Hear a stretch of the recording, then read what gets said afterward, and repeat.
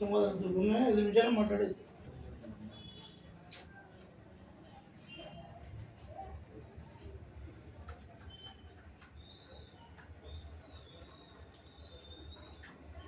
అందరికీ నమస్కారం.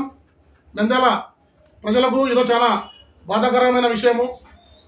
9వ తారీఖు 9 నెల 2023 గత సంవత్సరంలో మహానేత మన చంద్రబాబు నాయుడు గారికి అక్రమంగా అరెస్టు చేయడం జరిగింది. ఎలాంటి సాక్ష్యాలు లేకుండా, ఎలాంటి ఆధారం లేకుండా ఎలక్షన్ సభకు వచ్చిన ఆ మహానేతకు అక్రమ కేసులు బనాయించి అర్ధరాత్రి సిబిఐ అని డిపార్ట్మెంట్ అని అంత అర్ధరాత్రి చాలా ఆయనకు అంత పెద్ద వయసు గల 74 సంవత్సరాల వయసు గల వ్యక్తిని సతాయించి నిద్రను భంగం చేసి అరెస్టు చేయడం జరిగింది. ఆ రోజే ప్రజలందరూ కూడా నంద్యాల నవనందుల సాక్షిగా ప్రజలందరూ ఏకమై ఆ సైకో పోవాలి, సైకిల్ వస్తేనే ప్రజలందరూ సంక్షేమంగా ఉంటారు, మరి చంద్రబాబు నాయుడు గారిని సరైన ఓటు ఆయుధంతో మనం గెలిపించుకోవాలని 2024 యావత్తు స్టేటు మొత్తము కూడా జనం ప్రభంజనం అని 164 సీట్లలో మహాకూటమి ఏర్పడి ఈరోజు ప్రజలు పెద్ద ఎత్తున ఆ మహానీయుడికి జేజేలు పలికి సీఎం హోదా కలిగించడం అనేది. ఆయనకు సీఎం హోదా అనేది కొత్తదేం కాదు. గతంలో 3 సార్లు ఆయన సీఎంగా పనిచేయడం జరిగింది. 10 సంవత్సరాలు ప్రతిపక్ష హోదాలో ఆయన పనిచేయడం జరిగింది. ఏ రోజు కూడా వ్యక్తిగతంగా కక్ష సాధింపు చేయలేదు. నిరంతరం ప్రజాసేవ సంక్షేమ కార్యక్రమమే ఆయన తెలిసిన ఆయుధం, ఆయనకు చేసిన పని. ఈరోజు నంద్యాలలో కూడా ఎక్కడైతే ఓటమి, ఎక్కడైతే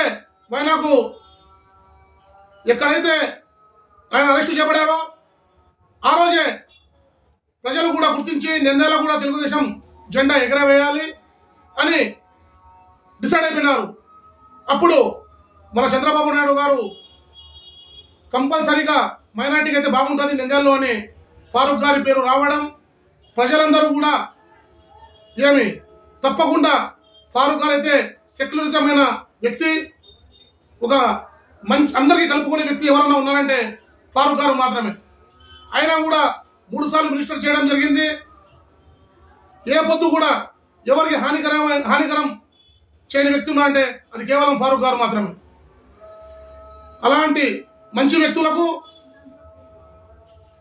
ప్రజలందరూ కూడా పట్టం కట్టడం జరిగింది.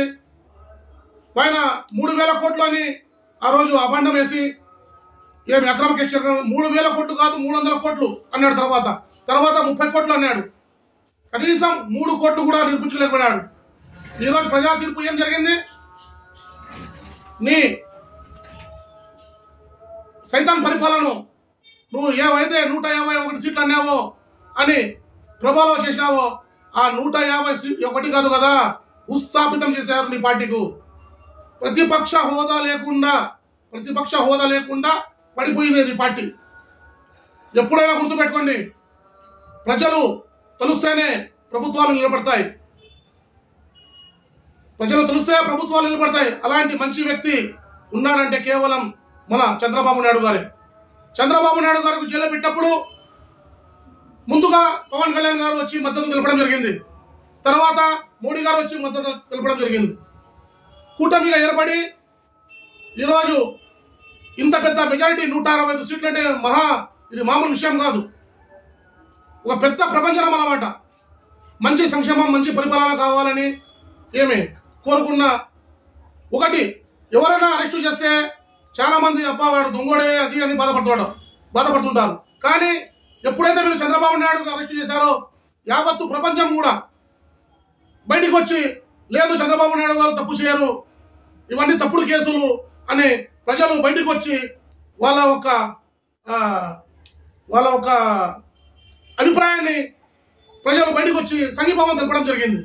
మొత్తం చూసుకోండి, మీరు ఎన్ని దేశాలు ఉన్నాయో అన్ని దేశాలు కూడా ఆయనకు మద్దతు పలకడం జరిగింది.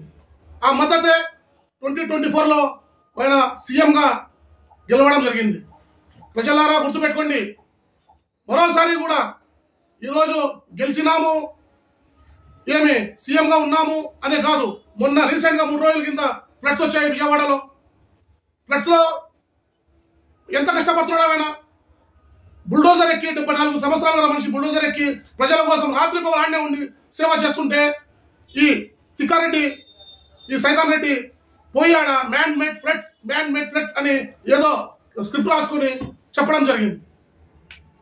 ఇది విపత్తు అని మనకు తెలిసినా కూడా ప్రజలకు మభ్యపెట్టాలా ఏదో చేయాలని 3 రోజులు 4 రోజులు ఎంటర్ టీము కలెక్టర్స్ కానీ, ఆఫీసర్స్ కానీ, లీడర్స్ కానీ, మినిస్టర్లు కానీ, ఎమ్మెల్యేలు కానీ, కార్యకర్తలు కానీ 3 రోజులు 4 రోజుల వరకు కూడా ఆడనే ఉండి విజయవాడకు ఈరోజు కష్టపడి ఆ ఫ్లడ్స్కి తగ్గించడం జరిగింది. ప్రజలు కూడా గుర్తుపెట్టుకోండి, మంచి పరిపాలన అందజేసే లీడర్ ఎవరైనా ఉన్నారంటే ఒకటి చంద్రబాబు నాయుడు గారు, మహాకూటమి. ఇవన్నీ గుర్తించుకొని, ఎందుకంటే ఈరోజు ప్రెస్ మీట్ పెట్టడం కారణం ఆ మహానాయుడికి అక్రమంగా అరెస్ట్ చేసి సంవత్సరమైంది కాబట్టి ప్రజలకందరూ తెలియజేయాలనే ఈ మా సందేశం. జై హింద్, జై తెలుగుదేశం.